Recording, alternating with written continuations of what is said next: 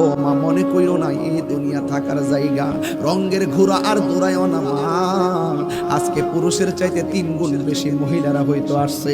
আমি একটা কথা বলে যাই গো আম্মা, ও মা, দুনিয়াতে তুমি বিয়ে হইছে না? হইছে। কই বিয়ের আগের দিন তোমারে গোসল করাইছি নি? কই গোসল করাইছে। একটাবার খেয়াল কইরা দেখো না, মরণের আগেও তোমারে গোসল করাইবো। ও মা, মনে আসেনি বিয়ের দিন তোমারে নতুন শাড়ি কাপড় পরাইছি নি?